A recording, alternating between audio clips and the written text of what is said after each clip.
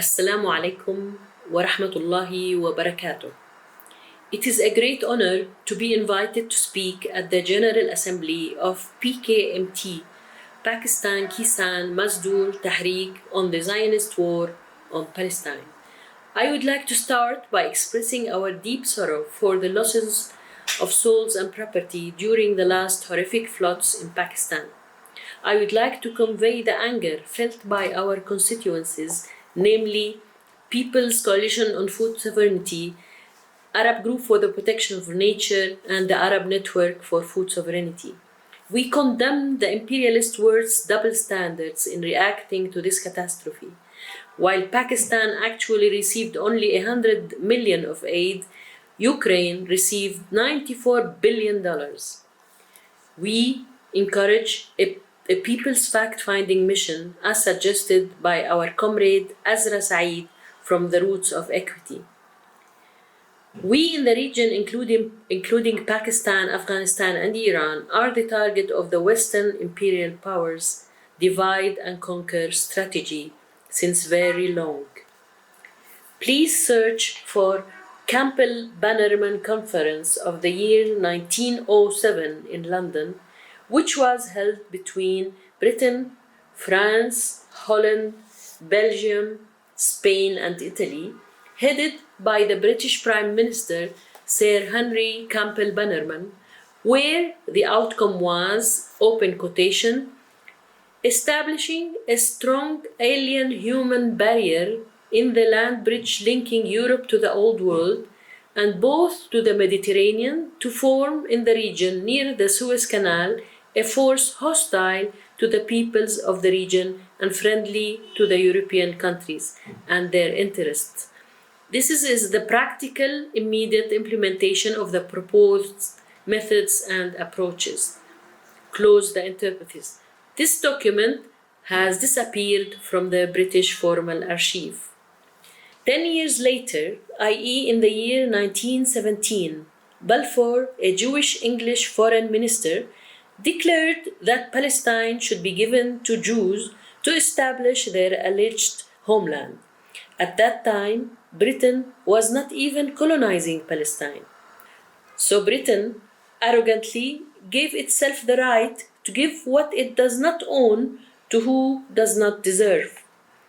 About 50 years before that, i.e. in the 1860s, and much before Balfour Declaration, Jewish missionaries started visiting and studying Palestine, supported by the Western consulates, or we can call them the grandparents of the current imperial powers. Since then, 754 resolutions were adopted by the UN General Assembly against Israel, the apartheid state, and for the Palestinian rights, 97 resolutions from the Security Council, and 96 resolutions from the UN Human Rights Council, a total of 947 resolutions over 74 years, materially are not worth even the paper used to print them. In short, the apartheid state of Israel was founded to partition the Arab nation. On the other hand, and since early 1917, the Palestinian people continued to revolt against Balfour Declaration, Britain and Zionist plots against their homeland. The British brought to Palestine tens of thousands of Jewish immigrants from Europe, trained and armed them, and at the same time prevented viciously the Palestinians to resist and protect themselves and their homeland. While ships of weapons were handed to the Jews, a Palestinian might be hanged for one bullet. Several Palestinian revolts and bloody civil strikes took place, such as in 1920, 1921, 1929, and 1936, which is known as the Greater Palestinian Revolution, which lasted also had a big strike that lasted for 6 months. The League of Nations took a decision in 1947 to partition Palestine, giving 56.5% of the Palestinian land to the immigrant Jews, although they had only 7% of land at that time. They were a small minority in population in spite of the general help that the Europeans gave to facilitate the Jewish immigration from Europe to Palestine, as we mentioned earlier.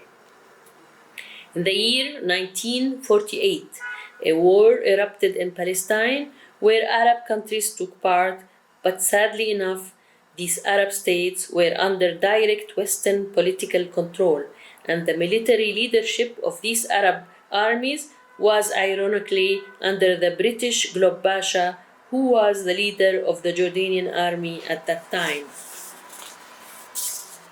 The Muslims of Palestine, the Christians, and the very small minority of Jews, around 30% of the population at that time, were living peacefully together for more than 1,400 years as equal citizens till Zionism, as a racist ideology, showed up aiming to turn Palestine to a state for Jews only, destroying the social fabric, and here again backed by the current imperial powers such as Britain, USA, France, Holland, etc., and later Germany.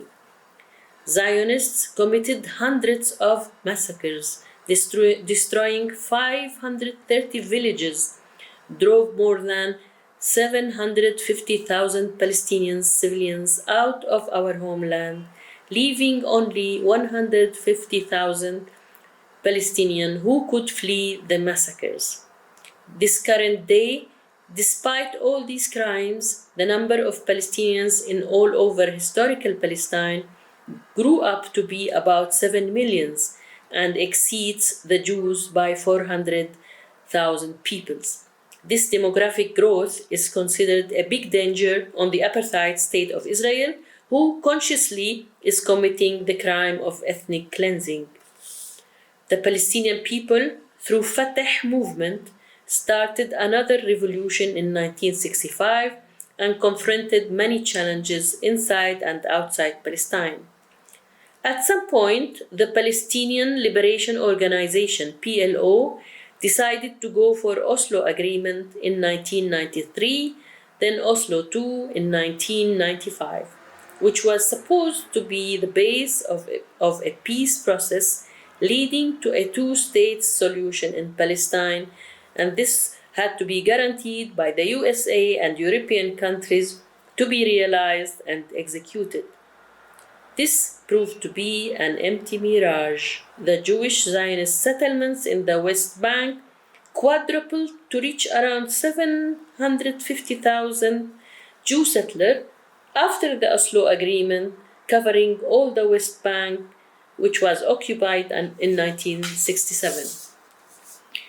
Now, with all this chaos in the region, our people in Palestine are retreating from the two-state solution to the one democratic state solution, where all of the people's constituencies can live under our Palestinian democratic state as equal citizens after destroying the Zionist regime and liberating our nation.